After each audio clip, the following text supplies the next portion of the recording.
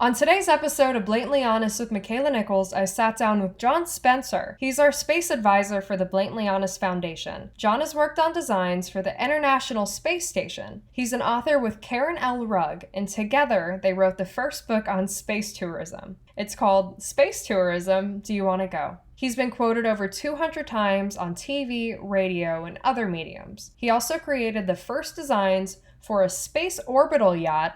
Yes, you heard that right. John is also designing a proposed $2 billion space and Mars-themed complex called Mars World. It's time to get spacey here on Blatantly Honest. Welcome, John. I'm thrilled to have you on the board as our space advisor. So, Sure.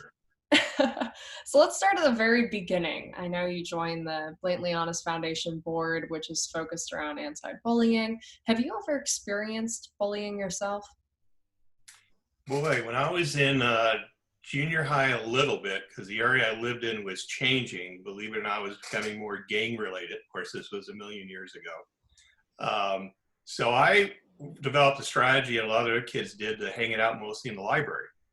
So we had our own little pod. The bully guys didn't go to the library, and we had kind of a detente truce going on.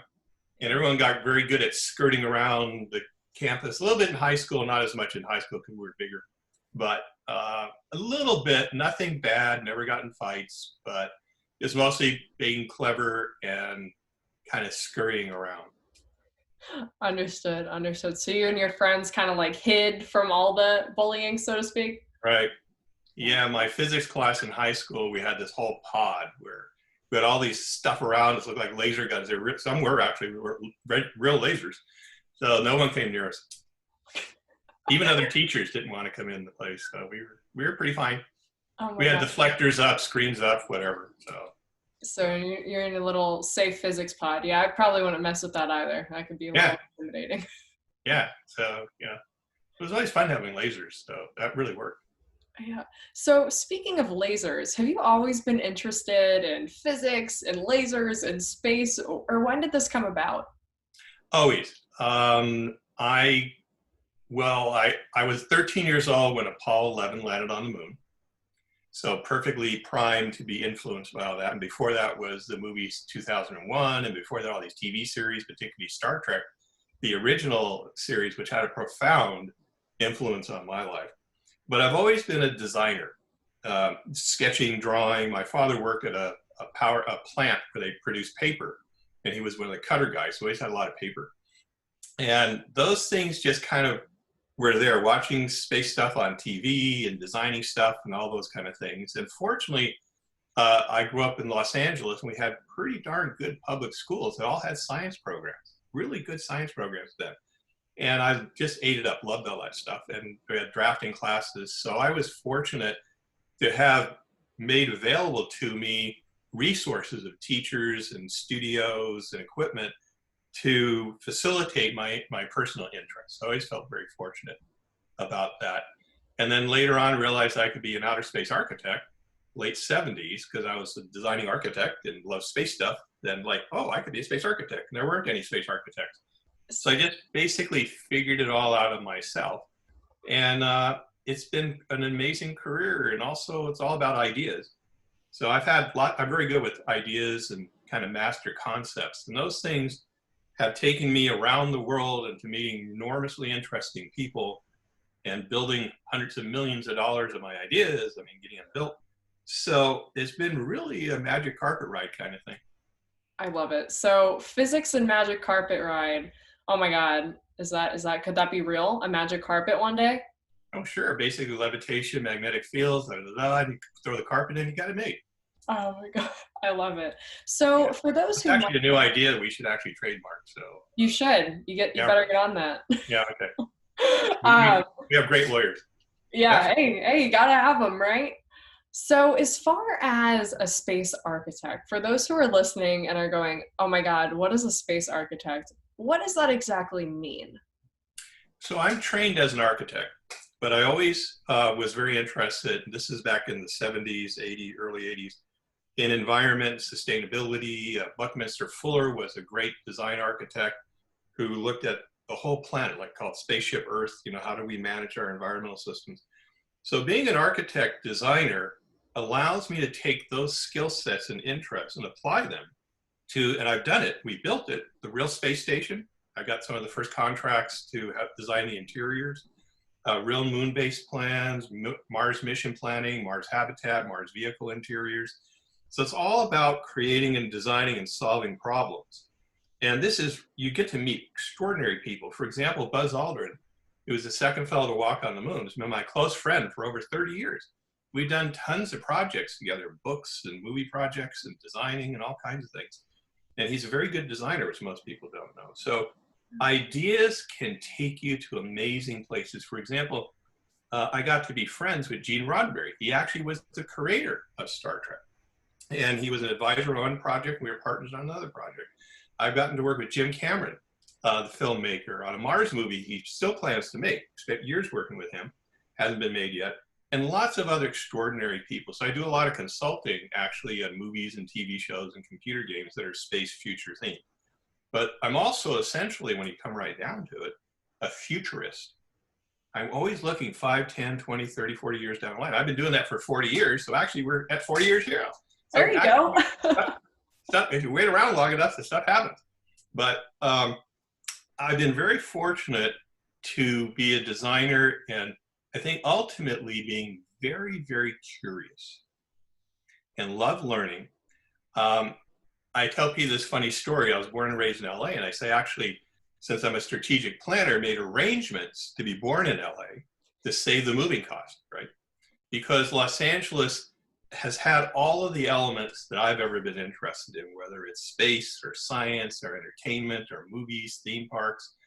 And LA is very open to new ideas, because a foundation of our culture here and business environment is intellectual property. It's people that create stuff, and an almost infinite range of things, products, software, movies, TVs, they're all software, right? Yeah. So where you're located does have an influence, but another thing which is key to all this is networking and relationship building. I have friends I work with, Buzz, many others, 30, 40 years almost now. So you go through life together, and we rally together when we have an event we're producing, or we're creating something, or we need to network. I can reach pretty well anyone I want through people I know who know people who know people who know people. So, and I'm feeling I'm almost just getting started, which is really weird because I've been doing it all the time. You're just getting started, I don't believe it. I know. Because the merger of what's happened in the real space industry, private space enterprise, what's happened in themed entertainment, like Star Wars land or Harry Potter land, it all comes together in one of my major projects, which is called Mars World. And Mars World is a proposed $2 billion Mars themed entertainment complex for Las Vegas. And the concept is it's the city of the future on Mars.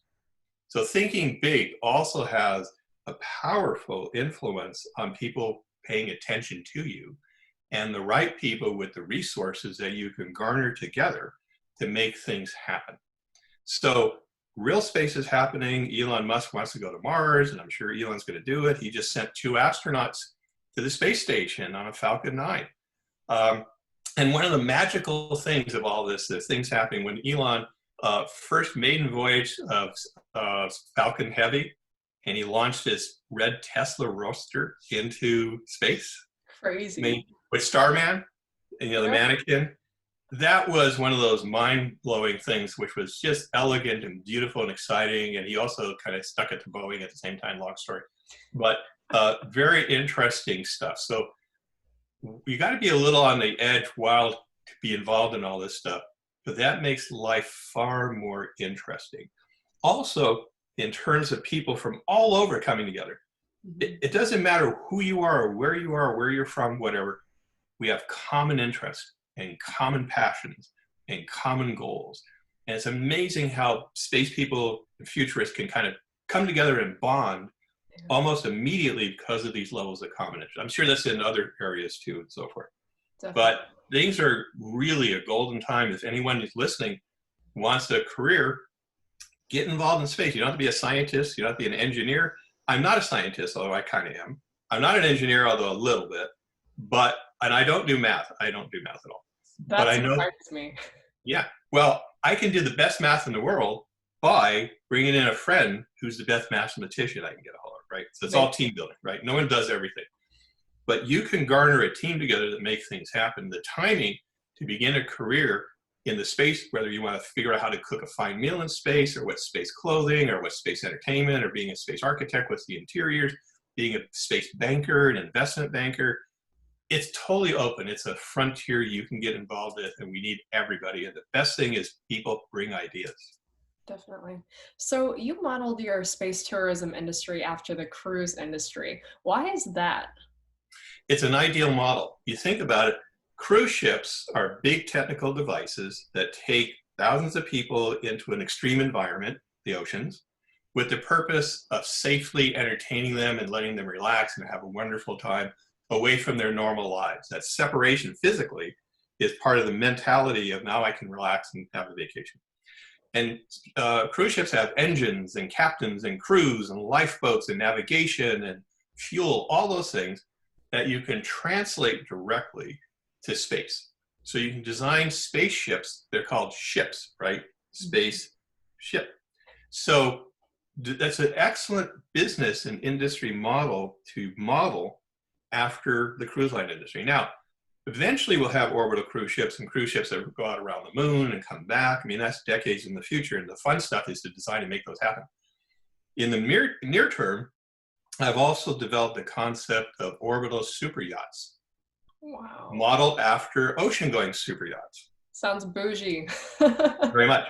And that's pretty cool, because what we want to do fundamentally is get as many people as possible to go to space and have that space experience, that overview effect, seeing Earth from low Earth orbit, no borders, planet, spaceship Earth. We have a gorgeous, beautiful, beautiful planet. The people who go to space just are dazzled how beautiful Earth is, with all the colors and shapes and clouds and all those kind of things.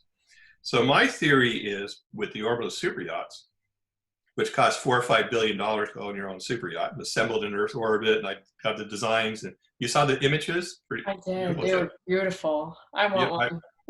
Me too. I wanted to create a beautiful spaceship, but a real one. I got all the architect plans, and it's nauseating detail.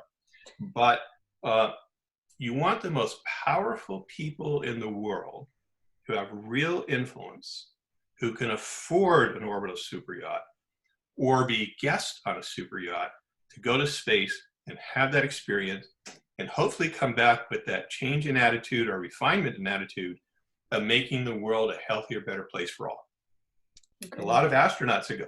Now, the 7 people who are very, very rich and bought a ticket with the Russians and flew to space. It cost $25 million easy, and spent a week on the space station, all came back. They all had foundations anyway, but they really enhanced their involvement with doing good for people. So space works that way. It's really powerful. And the other thing with space yachts is the financial modeling. I'm also an investment banker kind of person. You know, I love how you finance projects. You can design a project and design the financing of the project the way you design a building. I realized that it's all problem solving, brainstorming. Yeah. I realized 30 years ago, really, hey, I can design the way I get the financing, and I go raise millions of dollars. I've raised a lot of money. Wow. So that's a very interesting. But cruise lines operate on a traditional cash flow profit basis. The yachts are a totally different financial setting. There is no profit except social profit. The yachts exist on the oceans for pride and prestige and social standing. There's also good investments and networking, right? Of course. So yachts are basically people who invite guests to go on a yacht. They're amazingly expensive to design and build and operate, but they create those social settings where deals happen and people get to know each other and hold it.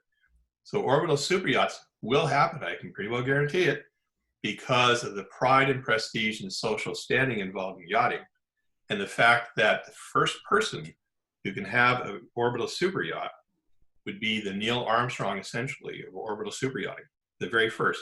And in that wealth class, the ego and pride and first is really important. So stay tuned. This is really going to happen. It's going to be really exciting. So exciting. Yeah, can't put a price tag on that one. Firsts are very exciting. So Right. speaking of firsts, what was your first job as a space architect? Well, the first thing I ever got involved with, I was in my final year doing a master's program in architecture. And I had transferred to a brand new architect school. So I did my first 4 years at USC School of Architecture, which is excellent. Loved USC, the university setting, but it was more traditional. The new school was totally wild, crazy, new ideas, new this, new that, all that kind of stuff. And the dean, who eventually became a good friend and a business partner down the line, wanted to do a design studio for the senior designers on designing a space colony. I had no idea what is a space colony, but that single day transformed my life. That's when I realized I could be an space architect. And my first project was designing a huge 10,000 person space colony. It's fantastic jumping into that. The first time I got paid to work on all this stuff was putting a team together to design a revolutionary idea of using the big fuel tanks on the space shuttle. A friend of mine had an idea to use that to put them in a ring shape and build a space station made out of those things. So that was the first time we got money, we got paid for doing it, and really applied real architecture and interior design to that. And then we got contracts with NASA through NASA Ames for designing the interior of the space station and private space enterprise that kept growing. But eventually we started our own projects and we raised money for those things. So it was an evolutionary process and it worked pretty well. Seems to be doing well. So the International Space Station, so you worked on designs for the actual space station. How was that now that you're friends with Buzz Aldrin? Were you ever like, Buzz, like, did you like it? Was it comfortable? Well, Buzz never visited the space station. He was the Apollo era type fellow. So we had the Gemini Mercury Apollo program ending with 5 missions to the moon and stuff, 6 missions, I'm sorry. And then we had Skylab, which was the first kind of space station, a converted fuel tank in space. Then we had the space shuttle program. I helped design some interiors of the sleeping area for space shuttle area. And then we had, now we have the space station, and then we have private enterprise wanting to do their own space stations. There's whole evolution of these projects over the last, say, 50 years. We just had the 50-year anniversary last year of the Apollo 11 landing, which went really well. And Buzz was very happy with it, and it was very exciting on that.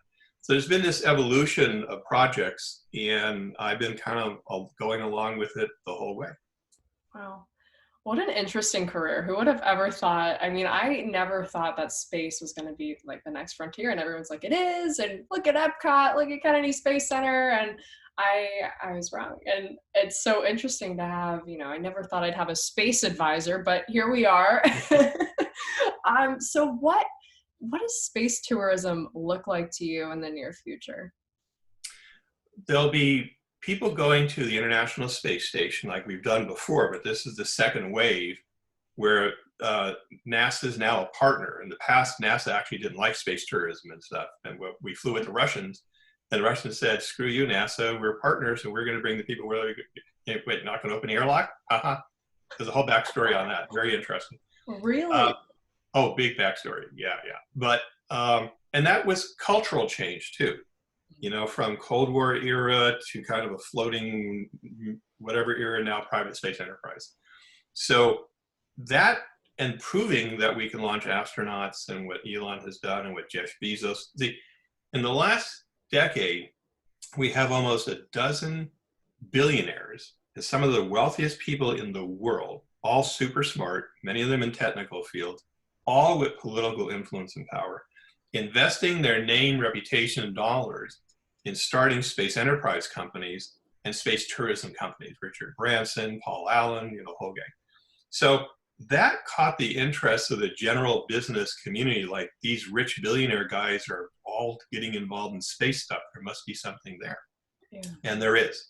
So that has been the new fuel and new ideas and new power, political power, to move all this stuff forward. So the future of space tourism is more people going to the space station. Elon wants to fly people on a Crew Dragon for about 3 or 4 days in Earth orbit. Then people are working on private space stations that are specifically designed for space research, but also space tourism, with their modules being much nicer interior design. There's Bob Bigelow with his inflatable structures that become inflatable space stations, and I helped design interiors for that. And then eventually you're going to have getting into flybys within the next 5 years of Falcon heavy rockets bringing capsules into Earth's orbit that then go around the moon with tourists. They go around the moon and then come back, and you're going to experience Earthrise, which is extraordinary, the Earth coming up the rim of the moon. And so you'll go lunar distance, so you can put your thumb up and actually cover Earth. So that's the next big thing. Then you're eventually going to have the orbital superyachts, then bigger superyachts, then yachts cruising around the moon, and racing yachts, which you can't tell. You're always going super fast in space, but there's no frame of reference unless you go by an object. So I want to do racing yachts, a little bit different design than cruising yachts, that go very close to the lunar surface. So you're going so fast, thousands of miles an hour around the lunar surface, not racing. Then eventually dune buggy racing. Now, those aren't exactly space tourism, but they will bring space tourists to look at all that stuff and view it. So you're going to see more and more of real space stuff. Now, on Earth, you're going to see much, much more of space-themed immersive entertainment, like a Mars World or Advanced Space Camp, or more enhanced version of the National Space Museum. And you're going to be seeing more movies and TV. I'm now involved in a major TV show where the winner of a worldwide competition, they're going to fly to the International Space Station. This is all real stuff. Wow. And then last month, Tom Cruise and the director of a bunch of his movies announced they're putting a deal together with Elon, SpaceX, and with NASA to fly Tom Cruise to the International Space Station to do some filming there for the next Mission Impossible movie. And with Tom Cruise, he's an A+++ guy. Director's A++, you know, the whole gang. So that's going to be extraordinary to have someone that's now hopefully doesn't get killed doing it. That would be bad, but very dramatic. Very dramatic. Yeah. Very dramatic. And the danger is actually a part of the whole mystique of space. It's really, really dangerous. I mean, for real, everyone flying risks their lives. They have to train. So it's real serious stuff.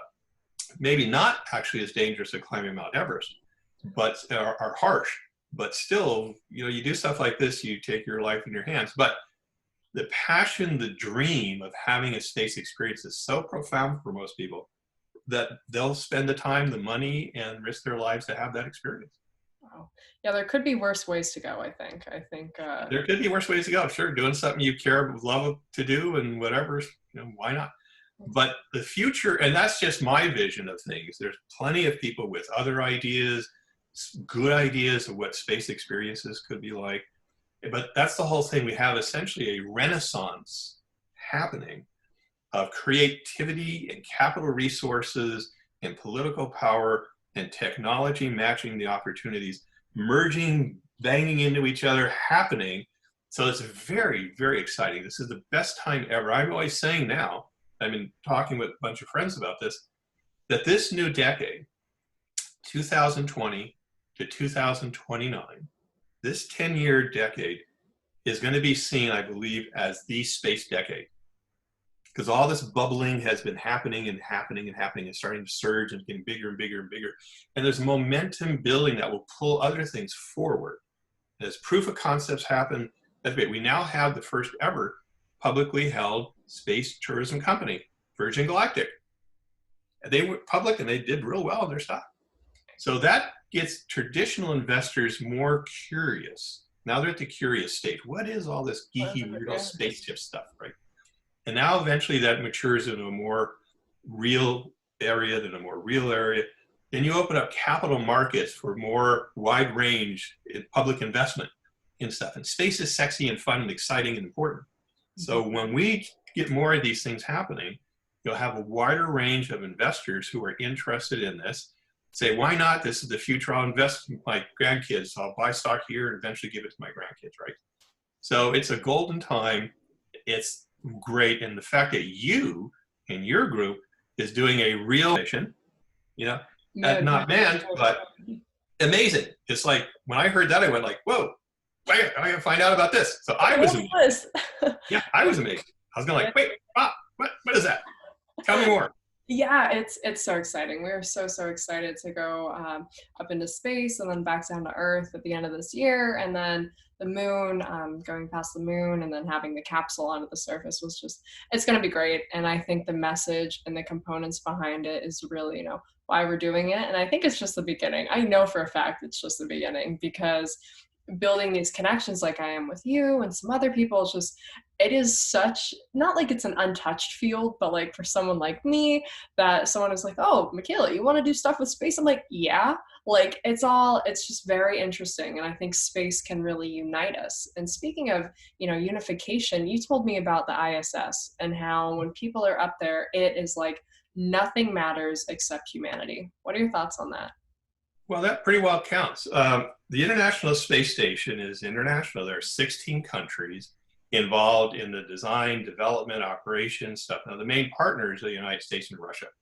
It turns out this is one area where the United States and Russia gets along very well because both nations are proud or should be of their space programs. Russia put the first human in space, first woman in space. They've done amazing things, had the first real space station. So that's an area where we can collaborate. And again, you see no borders when you're flying over. Space is really difficult, dangerous, hard. So anyone going, you have to form a team. You got to really work together to survive. And they're doing important things for all mankind. I mean, really cool stuff. And there's real great science actually being done on board the International Space Station. So if we go out to the moon, we probably go back as international partners. When we go to Mars, we certainly are going to be doing international because it's such a challenging thing to do. And space is a neutral ground. And it's so challenging that anyone going there needs to collaborate. And this is an opportunity for countries and diversity to band together to doing something which is a grand story and the future for humanity. So it's really an opportunity to do something that's really truly does benefit all mankind. Definitely. If you had the opportunity to go to the ISS, would you? Sure. But you want to hear my scheme for going to space? Yes, let's hear it. It's a really good scheme. Okay, this is a great scheme. I like it. So, I'm really good at schemes. So I create the concept and design for Orbital Superyachts and Destiny, and I plan to get the richest people in the world to give me billions of dollars to basically design and get it built and stuff like that. I do this all the time. So I'm a very interesting character. So when this really happens, I actually will have to go to space and get paid to go to do a job inspection. Right? Got to make sure everything's in the right place, right? I'll do it. It's fine. I'll take care of it. I'll take the time. I'll do it. It's all right. I got it. Yeah, no problems. That's fine. So that's my scheme, and I'm really going to stick to it. Oh my God, I love it. So my mom, I was asking earlier, I was like, I want to ask him some interesting questions. So this is going to be a little speed round. So do you prefer Star Wars or Star Trek? I think I know the answer. Well, Star Trek I grew up on, and Eugene Roddenberry, and there will be a Star Trek someday. Definitely. Okay, Moon or Mars? Moon. Yuri's Night or watching a launch? Oh, I'd rather see. I saw a shuttle launch from VIP close up. That was really extraordinary. So if I had a choice, I'd see a launch. Space webinar. Sorry, Loretta. Sorry about that. No, you're fine. Space webinar or space conference? Conference. So what one item, if you couldn't bring anything else, would you bring with you to the ISS if you got to go? Camera. I like it. So since we all can't go to the ISS, with Mars World, what are you hoping to accomplish there? Well, I'll answer that, but first I want to say something which I think is actually important, is that a lot of people over the years have said, I want to go to space, it's my passion, but I can't afford $25 million or more. What am I going to do? And my answer is really important. My answer is work in space. Get a job to work on eventually these facilities, the orbital superyachts, the private space stations. Someone has to clean the place, cook the food, do the maintenance, run the place, be the captain. All those elements that you have, say on a yacht, the crew, or at a cruise ship, are things that we're going to eventually need people to be skilled and to do and get to work in space. So eventually we're going to have a space tourism academy that gets into teaching how do you cook a 5-star meal in space? It's not that easy and stuff. And who's choosing the right wine? You know, the whole thing, right? And can you smoke cigars, which a lot of these guys like to do on board a spaceship? Really? Yeah, right. That's very interesting. But for projects like, other than working in space or being a rich person going, or you can be a professional astronaut. Remember, there's a whole astronaut corps, and they're pretty sharp people. And the medical field is getting more astronauts than any other field because we're doing bioscience and medical stuff on the space station. And they get paid to go. It's their career. So they go multiple times, right? So there are pathways not to go to space, not just having to be a very rich person.